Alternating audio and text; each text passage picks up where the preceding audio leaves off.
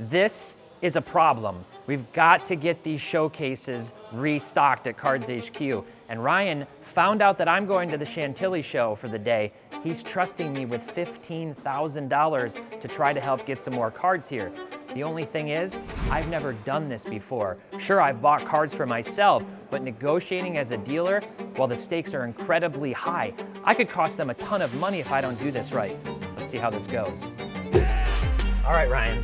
I think this is more cash than I have ever had in my hands at one moment. I know that's not the case for you. It's a lot of cash. But the pressure is on. I'm feeling the pressure. I'm making a quick day trip up to Chantilly. We're gonna do a couple videos, and you have been trusting enough to give me this cash to travel with, and then also to hopefully go and buy some inventory. We gotta get some more stuff on the shelves. Well, you're going to Chantilly. I mean, that's a great vintage show. Yeah. A lot of vintage dealers up from the Northeast. I would look around and see dealers that I would check a few of their prices. Okay. So, you know, find an iconic card. I don't know, like a 54 Hank Aaron PSA 1.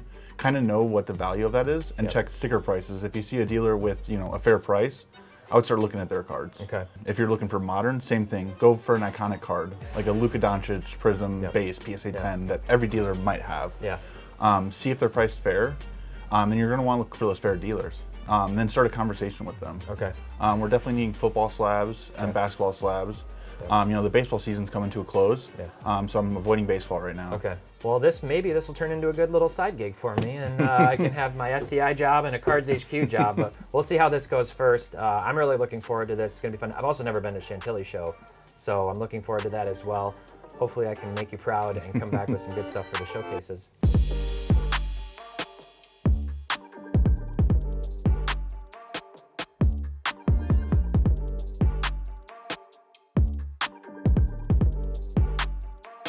I've made it to Chantilly and the pressure is on me now. Guys, I'm kind of nervous. I've got money to spend, in fact, about $15,000 to hopefully help restock the shelves at the shop. Let's go see what we can find. It's about getting the showcases filled, and anything that's gonna be like $20 up to $200 is the type of stuff that we're after. I've got this case, and that's pretty much it. Now it can fit like several hundred cards into this case. So I'm hopefully looking to bring home some volume. As I'm walking around though, it is kind of tough. There's a lot of dealers here. There's a lot of choices, but I'm trying to find the right partner. I'm trying to find somebody who's looking to move, and maybe we even kind of liquidate a big portion of their cards. So like Ryan said, that's probably not gonna be the people who have card shops, who can just take the inventory back, who probably also need to stock their shelves. This is more gonna be the weekend warrior type people who come here and maybe they just want to move everything. So let's see what we can do. All right, so here's the problem. I've got about 3 hours. This could honestly end up being a complete flop. All right, we figured it out. $15,000. We could buy the Babe Ruth. We could go home happy and just call it a show.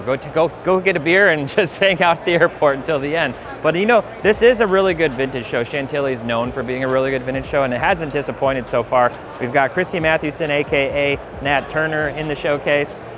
We've got the 15,000 Gaudi Babe Ruth, which we know Jeff's a huge fan of. Lots of good stuff in here. Dealer's been here setting up for many years, and some really awesome stuff. It's been about 20 minutes. How many cards have we bought? It's been 20 minutes, and we bought exactly 0 cards so far. So the clock's ticking. I'm almost down to 2.5 hours. I gotta keep going. All right, so John just came up and said hi. He said, hey, I was just using Market Movers to price out some cards. He's got a box of like value bin-ish stuff and then some nicer stuff on the other side, and he's got some graded slabs, and we're gonna take a look. Yeah. We'll see what happens here. So let me start with this. Let's start with that's more trade. Maybe this is trade. Start with the bigger boys. All right, let's start with the bigger boys. Let's see.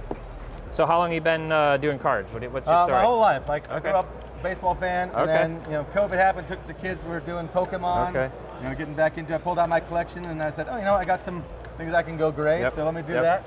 And, I like a lot of the vintage. So you see a lot of vintage here that I'm gonna try to trade up for probably today. Okay.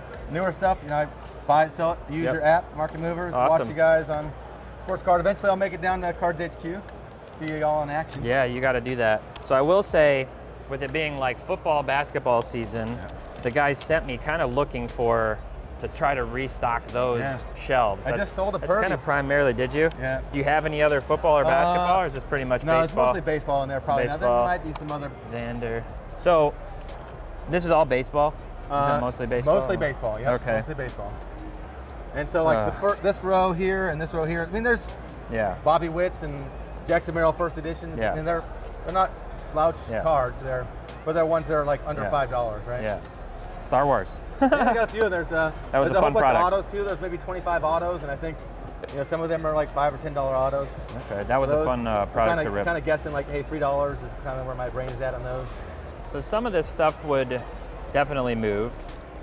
My biggest concern is like timing right now. Yeah. Like these guys, they really want me to bring back like football, basketball, baseball's wrapping up, and their shelves are like depleted on this stuff. So I got to try to hit the showcases and see what I can do first with those two sports. But if we get to the end of the day and I haven't spent the money they've given me, like we might be able to work something out. All right, John, really nice guy. I'm trying to get that football and basketball. He had all baseball. We probably could have gotten a deal done otherwise. Seemed like he was being reasonable. But it's now been 30 minutes and I still have 0 cards. Clock is ticking. I gotta get moving. Let's try to be systematic about this and find some stuff. As always, I'm looking for graded cards. I'm looking for basketball and football. Ryan did say vintage would be okay. It's just that vintage isn't my strong suit. It's not something that I can easily scan and know pricing and feel comfortable like walking up and making a snap decision. So I'd like to not make any mistakes if at all possible. So that's kind of where I'm at. The other thing I'm looking for is like some showcases, and there's nothing wrong with this when you're a dealer, but I don't want to like clean out somebody that has like 15 copies of a unique on-card auto, stuff like that. I want to buy variety, and I want to buy stuff that I know is going to do well in the shop that people want. Goats. It'd be good to find some, iconic Atlanta stuff. That stuff obviously moves really well in the shop. People are after the local guys. And obviously up here in Virginia, they're not necessarily after that stuff. So that could be a real play if we see something. Problem is they haven't exactly had a ton of top performers outside of baseball. Trae Young's come down a lot. Football-wise, Kirk Cousins doesn't really have any Falcons cards out. Maybe Drake London, Bijan, maybe Kyle Pitts. And if we did see some nice Braves stuff, I would be interested in that. How's business? It's going good. Yeah, it's going good. Glad to hear it. We're 40 minutes in, 0 cards. So one thing that can be kind of difficult is, we have a lot of fans of market movers, of the channel. I love talking to people when I go to shows. In fact, a lot of times I spend more time just talking and being part of the community and socializing than I do even buying cards. That happens to me at the National big time. I'm at our booth, I talk, I barely bought anything this year. It's a lot of fun, but when I'm here as a buyer, I've got to figure out a way to make this do it. And I'm seeing a whole lot of buying signs at most booths that have the type of stuff that we'd be after. So I don't know. We'll see. We're gonna see how this goes. A lot of Pokemon here, surprisingly. Honestly, I'm a little surprised that there's more than I thought there would be. Maybe I just buy a bunch of Pokemon and a bunch of starting lineups and we call it good. So I saw one booth that had the type of stuff I'd be after. I thought it might be a candidate, but it was all SGC slabs. And not that there's anything wrong with SGC slabs, but they don't move as easily as PSA. They just don't. That's just the reality of the shop. And so if I'm gonna come back with stuff, I want the shelves to be filled with the stuff that we know can actually move the quickest and that the most people will be interested in. So that one wasn't a candidate either. You guys have any appetite for like a bulk deal? Like working out, like if I was at like 80-85% if I was buying a bunch of this? Buying around there, yeah. So I don't know if we'll have that kind of room. Okay. But if you want to just let us know what you're looking at and then we can work something out. Yeah. Let's pull out the Stroud, most Strouds. Let's pull out the home field Yoshinobu, the Cade. What would you guys want to be at on these? If you guys ever try market movers, but this you can use for free too. When you pop this open, you can change the time frame really easy. We have over 4 million featured cards that we track, and then you can look them up this way too. And then if you're like looking at grade comps too, you can see all the grade pricing within there. You can see all the variation pricing within there. So it could be another tool in your tool belt. Yeah. I gotta give that a shot. Yeah. If you want to just go card by card, is that easier? Yeah, I mean, whatever. I kind of like, this was the total that you had stickered, right? So I think at least, is that what you got to? I don't know if you totaled it Not up. including this. Not including that, yeah. Obviously, I need a look, some room on it, but I know you guys are buying too, so. I was 785. That works. Perfect. We'll do that. I'm Michael, by the All way. right, Michael, good to meet you. Joe. Good to meet you, man. What's your name? Tyler. Nice to meet you, Yeah, Tyler. TPott. Awesome. All right, so here's the deal. We're not finding a ton that's working out for us great in terms of even football availability has been somewhat scarce here. It's a lot of baseball, I've seen more Pokemon than I have football. I don't know what the deal is, if it's just selling out or what. But those guys are dealers too. They're down from New York, and had a good conversation with them and went through, you know, their showcase and what they had. I looked at the stuff that I thought would move really well at CardsHQ. So Joe Burrow, color match laser rookies, priced fairly. A Yoshinobu Yamamoto, if the Dodgers win, he's been pitching really well. This card will have no problem selling. The Stroud Disco rookie, his stuff has come down a little bit over the last week, but I still think the Texans are very much in the mix for the playoffs. So this is a card I think that could do well. Cade, Jeff's high on Cade. I wish I could say the same, but I do think this is a card that would still sell well, priced reasonably in this Stroud Optic Hollow. This is all stuff that I feel very confident will sell easily at the shop. Now, the crux of it is, you know, typically at CardsHQ, they're paying 70% cash for cards when people walk them in. When I talked to Ryan, he said, look, you're not gonna get that at a show walking around. Try to do 80, 85. Admittedly, I did 90 on these. I wanted to get a deal done. Those guys need margin. They're buying the same at 80, 85%. And at the end of the day, I don't think we're gonna lose money on these cards. I feel really good bringing them back to get inventory into the shelves, to have people wanna come back into the shop. And sometimes that means they're gonna find one card here and one that we got some better margin on. Overall, it just creates a better customer experience. So I think these ones are gonna be a good win. I think Ryan and Carter will be happy with these cards. All right, and card update. We are an hour and 10 minutes in, and I have 1, 2, 3, 4, 5, 6 cards. And I just spent a hair under $800. So I've still got money to spend. Let's see if we can spend it. One thing, when I see that somebody else has a buying station, they're probably not interested in working out a bulk deal to sell. They're probably looking to buy. And that is an interesting thing. When you're walking a show, you know, some of the booths are actively buying, just like CardsHQ does when we go to shows. So there's competition. This is not just easy like shooting fish in a barrel, so to speak. I've got to find somebody who's, you know, got some stuff priced right and wants to make a deal, and I think we'll find somebody. Video for a quick second, right? Good to see you. I'm You Mr. too. Liquid. Mr. Liquid. Sir. That's nice. Right? 33 and 3,500 are the last two sales. I know you're a Mahomes guy too. I got a Super Bowl downtown PSA 10 if you're interested in that too. Tons of liquid stuff, just like the shirt says. Mr. Liquid. Yes, sir. Aptly named. Yes, sir. What are you looking for on the Mahomes? So yeah, one of them, some guy was selling as a single. I spotted it. Was like, that's clean. Gemmed it. 2-card submission. That and a PSA or a Wemby out of 99 purple cracked dice. Gem that too. That's nice. Yep. That's nice. That's what I do. I buy all these raw cards, grade them, flip them. That's actually right there. That's my grading god. His name's Tanner. So I give everything to him. He grades it all up. He's the GOAT. Okay. All right. What are you looking for on this?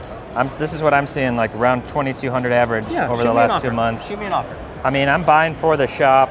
What about 1,900? 1930? I'll do 1930. Let's do that. All right. Appreciate it. Let's do it. It's a good card. Yeah. The shop's going to like to have this one. Absolutely. I hope We're going to Jeff get it in likes the that. video. 1930. Yes, sir. Ryan, they're going to like that one. Yep, appreciate All right, it. let me get some cash out for you. Yes, sir. Thank you. There you go. Let's count that out. Make sure I got you right. Perfect. Thank you again so much. Appreciate it. Yes, sir. Yep. No problem. Mr. Liquid. I'll see you. All right. So Ryan told me $100 to $200 cards. He said we got to fill the shelves. So what did I do? Well, I bought a card 10x the price of that, and I paid more than 80%. But again, this is the card that I think, you know, in the shop, they can make $200, $300, no problem on the card for what I paid for it. This is a very liquid card. As Mr. Liquid said, he was willing to work out a deal. He came up to me. Mahomes is hot right now, still in the season. The Chiefs are 5-0. Things are looking good for their odds. So this is a card, it's a downtown. It doesn't get more desirable, more sought after than this. This is probably gonna fly off the shelves in the first week that we get it in the shop, but at least there's some profit there. I'm gonna be honest. I think I'm looking at my clock right now. I'm an hour and 40 minutes into this 3-hour challenge. We've pretty much gone around most of the show floor. This one had to walk up to me. So maybe I should just be carrying around a sign that says buying maybe, depending on what you have. But we're gonna keep walking around and see if there's any booths that we've missed. The big problem I'm seeing is not a lot of football, some basketball, a lot of stuff over comps, so that's a hard starting point. You know, you can't go up and say you're at 130%. I just looked at a table that was 200% of comps on the 5 cards that I looked at. There's no negotiation in that, and then everybody's got a buying at 80%, buying at 85% sign. They're not gonna wanna sell then at 80 to 85%. So Ryan wasn't kidding when he said I had my work cut out for me, that this is gonna be a tough challenge, but we're gonna keep at it and see what else we can get. All right, I'm gonna try to call Ryan and do a check-in. Look at you. Look at this guy wearing a suit. Oh my gosh, look at this. Oh my God. We are live. What are you? I thought you were already married. All right, so listen, I want to give you a status update. I have an hour and 20 minutes left. I bought 9 cards. Not a lot of football. Pretty much everyone has a buying sign. A lot of stuff over comps. Just mostly baseball and vintage. So any suggestions? I'd probably just go for some vintage. Maybe pay a little bit shorter on vintage, 90%. Okay. Maybe go for a big card. I just got a Mahomes downtown. There you go. That's awesome. And I had to pay about 90% for it, but it's a PSA 10. Yeah, that'll sell right away. Yep. Okay. All right, well, wish me luck, man. It's been a long day. I say go big. Okay. Go big. He says go big. So, all right, we're gonna spend some money. Looking at some vintage. Ryan said to check out vintage, so here we are. He's got the big names. He's got Mantle. He's got Mays. He's got, everybody you want to see. He's got Jackie. He's got Hank. When you get into the vintage space, obviously the card values go up. It's hard to find. You're not gonna find cheap vintage slabs. You know what I mean? Especially not of the all-time greats. So this is a good way to put the money to use. I think Ryan's directive was pretty good, and he's priced really pretty reasonably on a lot of these cards. So I'm kind of looking at these. I'm going to start pulling some of this stuff up, kind of comping it out on market movers and see if we can get some wiggle room on some of these. All right, I'm here with Howard. We were talking about, he's got the goods. He's got the vintage goods. I picked out a few things that I'm interested in for the shop, but there's something that's a little over my budget, and he definitely isn't doing 70% on this card. So why don't you tell us about this Stahl Meyer-Franks 1953 mantle that you managed to get into your collection here? It is a Pop 1 card. It's never been offered publicly since it was graded. Yeah. My client who I'm representing it for got it graded, I think it was back in 2000 something. Okay. He's owned it for almost 40 years. Wow. It's a card that's a unicorn of unicorns because the Stahl Meyer-Franks were issued in packs of hot dogs. So like 90% of the population is like ones and authentics. It's like hot dog juice on it. Yes. This was one of a handful of cards that in the 1980s entered the hobby through a former salesman of the printing company. Okay. Held back a handful of cards. There were, I believe, any of the cards. Yeah. If you look at all of the populations, cost 53s, 54s, 55s. There's about, I think, 40 or 50 cards that are graded like 4 or higher. I believe all of those cards originated from that one find. That's been the only find. Wow. So where like there have been huge tops finds of 52s and Right. all that. Yeah. There was Not one this. and only one find of that. How many people, when they walk up, that actually catches their eye, they know what it is, and they go, whoa. It's not that many. Yeah. Because it's not, even in low grade, it's not a common Yeah. card. I think Yeah. there's like 100 some odd graded, of all grades of the mantle. Yeah. If anybody else is interested, you better get in the mix now. That's a big card for sure. That is not actually physically here, to be clear. It's a nice picture printed image of the card to show it off, but it's a beauty. Yeah, I It's brought very the nice. actual card. I had it at the National with armed security. Wow. Yeah, I would too. Yeah. All right. Well, we're gonna work out a deal, and then I've got a time check of 30 minutes left on the clock. So we're gonna see if we can get a deal done here for a few mantles, and then we're gonna keep going to the show floor. We've got 30 minutes left. See what we can do. All right, so I landed 3 Mickey mantles. They were reasonably priced. He was willing to work with me. So the first one was the last name in yellow 1969 Mickey mantle in a PSA 8. Really good condition, great looking card. 1964 tops Mickey mantle in a 7. And then the 1968 mantle in a near mint 8. So some higher grade mantles, vintage stuff. Obviously not the early rookie stuff, which is somewhat cost prohibitive, and certainly not that 1953. But overall, really happy with these. These are going to look great in the showcases back at CardsHQ. All right, it is 4:48. I have less than 10 minutes, is what Charles is telling me. I'm trying to swing for the fences and find something big. I just went over to Black Jaded Wolf, but he was packing up to leave. So I'm trying to find a plan B, go find some big cards. I gotta go. Oh, what else? What else we got? We got wiped out first thing this morning. Did you? I heard that's what happened to a bunch of people. They came and took all the good stuff. Just tell them no. No! Yeah, no. Leave some for the real people, the little people. What you're asking on the Willie? We'll be back in like an hour. Oh, shoot. I gotta go right now, but I'm super interested in it. Do you have you're not with him? Oh. Dang. Okay. you have any room on the Bijan? I could probably do 450. 450. Let's see here. It's not bad.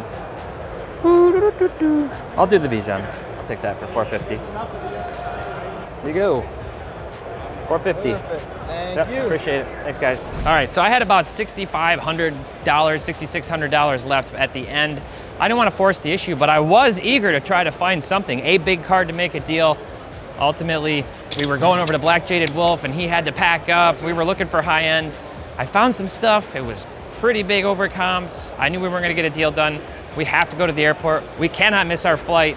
I really appreciate you watching this video. I'm excited to get back and go through these purchases with Ryan and Carter, and we'll see what they think. So let's go to that next.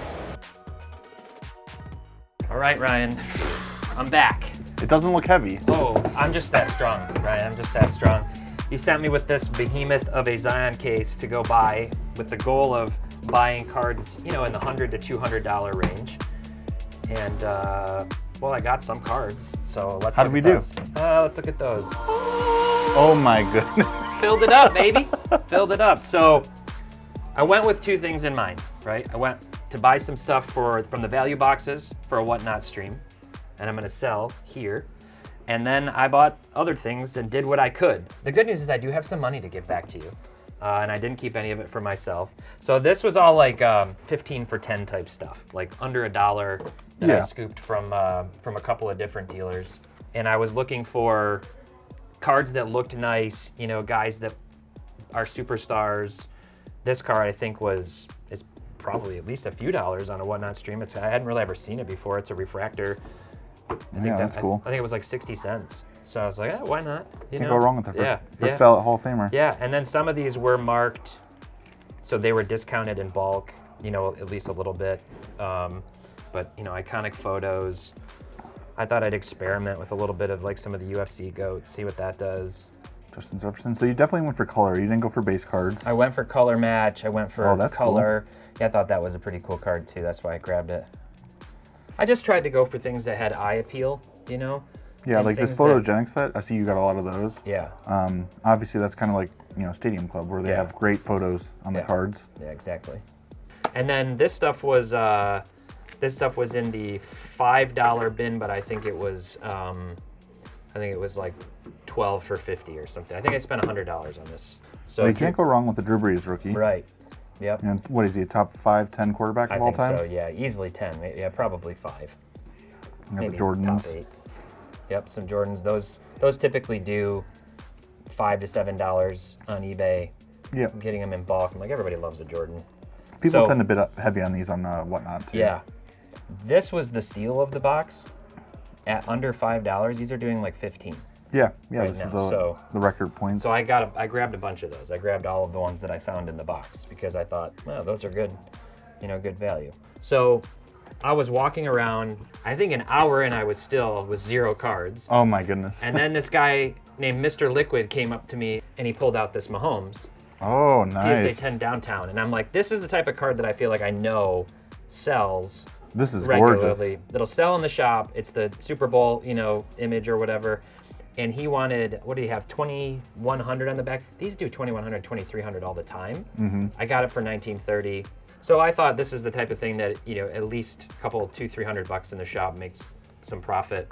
Yeah, percentage-wise, it's not the best. Yeah. But, you know, this will probably sell by next week. Yeah. So then you're not worried about that. Yeah. So at that point, I was like an hour and a half in with one card purchased and broke the seal. But so I found these guys. They had like one showcase of stuff.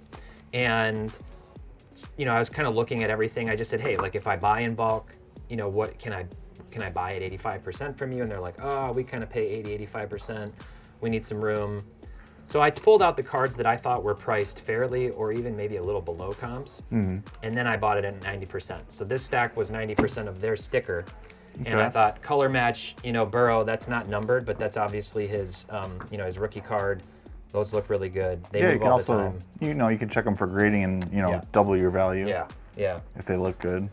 And typically, you know, when I see a dealer, I'm sure this is the case with you, you kind of assume they've looked over the cards to see, but then again, some people want to move stuff quickly. He's in the World Series, obviously, so this might be up from the time that I bought it. Probably. It probably is. We do have a PSA event this weekend. We might be able to submit some of There these. you go. That's a good call. Yeah. And then Cade is, you know, there's been a little buzz around him. One of these just sold, last I had looked, for 300 already, so that might be okay. This one was probably the closest one to, like, has some volatility. Who knows what the Texans will do this year, but I know Stroud is pretty popular, and you guys were short on football, so I'm like, you know, my thought part of the way is, like, just, I don't want to lose you money, but even just getting inventory to help fill the shelves to make people feel like they're enticed to come in. Sometimes you break even on a card, you know, occasionally, and that's not the worst thing in the world. Yeah, I mean, this will be great. Stroud sells really well. Cool. And you can't go wrong with the grades, you know, 10s. Yep.